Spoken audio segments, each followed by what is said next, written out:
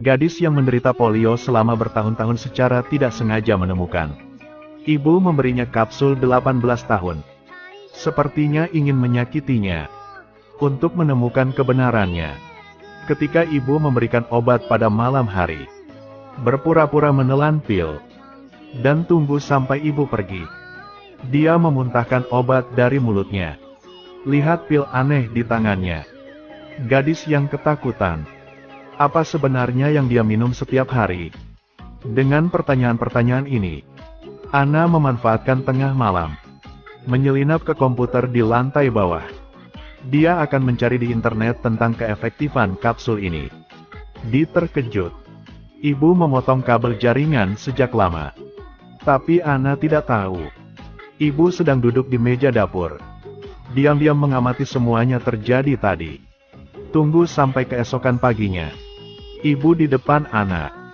Berpura-pura menelepon perusahaan internet. Dan memarahi mereka karena tidak datang ke rumah mereka untuk memperbaiki kabel jaringan. Tetapi ketika Ana mendengar ini, tidak menghilangkan keraguannya. Sementara ibu sedang menuangkan sayuran di luar. Dia hendak menelepon apotek dan bertanya. Akibatnya, orang di seberang melihat nomor telepon rumahnya. Sepertinya pemilik toko itu berkolusi dengan ibu. Ana gugup dan segera menutup telepon. Lihat ibu masih bekerja di halaman. Ana tidak berdaya tanpa pilihan selain memutar nomor itu secara kebetulan. Akhirnya, atas permintaannya yang berulang kali, pria itu setuju untuk membantunya menyelidiki nama obat pada kemasan kapsul. Tetapi ketika pihak lain menggunakan komputer untuk mencari, Ana melihat halaman itu kosong. Saat itu, suara langkah kaki ibunya terdengar dari lantai bawah.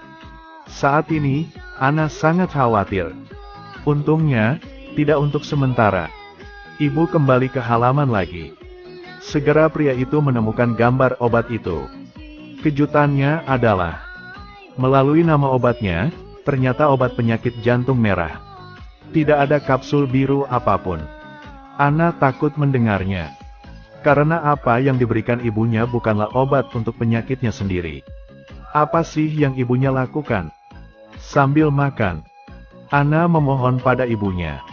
Minta ibunya untuk membawaku ke kota kecil untuk menonton film Guo-Guo.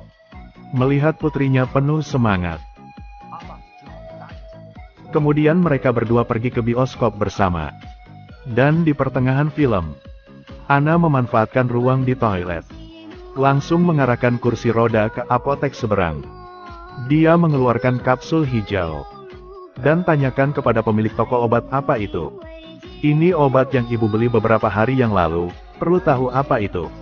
Segera pihak lain mengetahui nama sebenarnya dari kapsul tersebut. Tetapi ketika Ana mendengar tentang keefektifannya, takut dan membeku di tempat. Karena kapsul ini bukan untuk manusia. Ini adalah obat yang digunakan untuk melumpuhkan tubuh bagian bawah hewan. Saat ini, Ana tidak bisa mengerti. Ibunya biasanya sangat baik. Mengapa memperlakukannya seperti ini sekarang? Dan yang lebih mengejutkannya adalah, di balik semua ini ada rahasia besar.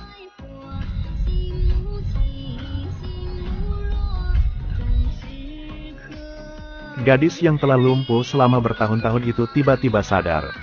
Ibu memberinya kapsul 18 tahun.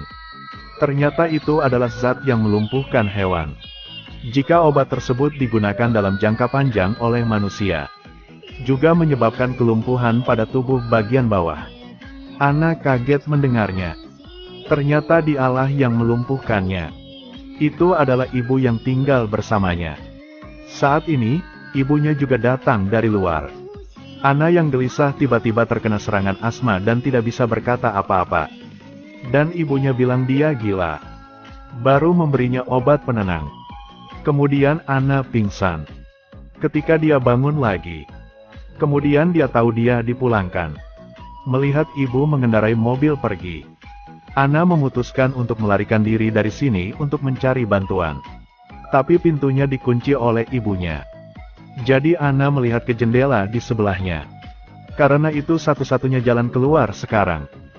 Dia menemukan besi solder. Kemudian sambungkan kabel dan colokkan daya. Lalu ambil selimutnya. Dengan seteguk air dingin, dia membalik untuk pergi keluar jendela. Merangkak keras di atap. Segera Anna datang ke jendela ibunya. Kemudian gunakan prinsip ekspansi dan kontraksi termal. Berhasil memecahkan kaca dan jatuh ke dalam rumah. Tapi saat dia membuka pintu, saat bersiap-siap untuk turun lift, tetapi menemukan bahwa catu daya terputus oleh ibunya sejak lama. Anna tidak punya pilihan selain mendorong kursi roda terlebih dahulu. Menanggung rasa sakit berguling menuruni tangga. Pada titik inilah dia terkejut menyadari. Rasakan di jari kakinya. Sepertinya dia belum minum obat apapun saat ini. Di saat yang sama, hal ini juga menimbulkan motivasi yang besar bagi Anna. Dia mengendarai kursi roda ke jalan. Melihat sebuah truk kurir datang ke sini. Jadi Anna menghentikan lawan meski berbahaya. Apa yang sedang terjadi? Tolong saya. Setelah mendengar kata-kata Anna, kurir akan membawanya ke kantor polisi.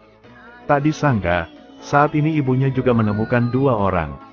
Melihat itu, paman itu buru-buru menyembunyikan Anna di depan mobil. Dan menghadapi wanita itu. Tidak peduli apa yang pihak lain jelaskan. Dia bersikeras membawa Anna pergi. Dan tepat ketika mereka hendak pergi, pemandangan ini langsung membuat Anna ketakutan. Wanita ini terlihat begitu akrab namun aneh. Ketakutan yang belum pernah terjadi sebelumnya muncul di hatinya. Kemudian Anna terbangun lagi di gudangnya. Tapi tepat ketika dia hendak menemukan alat untuk melarikan diri, secara tidak sengaja menemukan sebuah kotak kecil. Anna membukanya. Itu penuh dengan foto-foto dari masa kecilnya.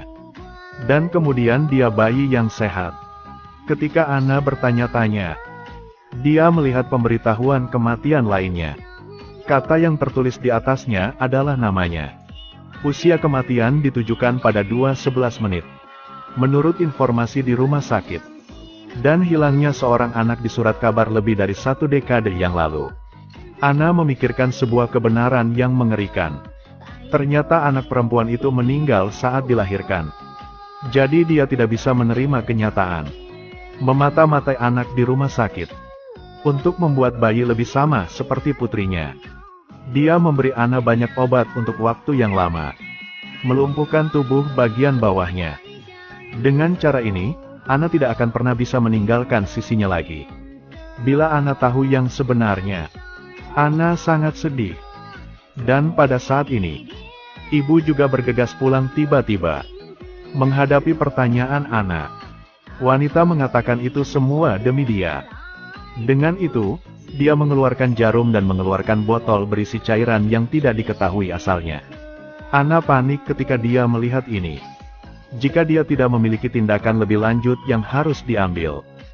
Dalam hidup ini, jangan berpikir untuk melepaskan diri dari cengkeraman lawan. Jadi dia mengambil pestisida di samping.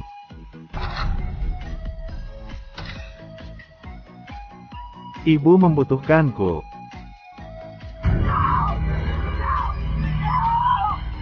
Karena di hati Anna paham dengan jelas. Lawan tidak akan membiarkan dia mati. Seperti yang diharapkan, wanita itu segera membawanya ke rumah sakit. Di bawah penyelamatan dokter, Anna juga keluar dari bahaya. Hal pertama yang dia lakukan ketika dia bangun adalah mencari bantuan dari perawat. Dia meminta pena dan kertas. Bersiap untuk menulis pesan meminta bantuan. Tak disangka saat ini, lampu darurat tiba-tiba menyala. Begitu perawat meninggalkan kantor, ibu datang ke Anna. Dia mencabut semua peralatan. Lalu ikat Anna ke kursi roda. Anna ingin meminta bantuan. Tapi tidak bisa mengatakan sepatah kata pun. Untungnya, perawat sudah kembali ke bangsal saat ini. Temukan apa yang Anna tulis di atas kertas. Ketika dia menyadari ada sesuatu yang salah, dia menelepon keamanan. Melihat kaki Anna bergerak, wanita psikotik itu mau menghancurkannya dengan pistol. Untungnya, penjaga yang masuk menghentikan mereka dengan tembakan. Perempuan yang tertembak itu langsung jatuh dari tangga tak sadarkan diri. Dan akhir cerita, Anna masuk penjara dengan kruk. Melihat ibunya terbaring di tempat tidur, Ana juga dengan terampil mengeluarkan beberapa kapsul hijau. Aku sayang ibu. Saatnya minum obat.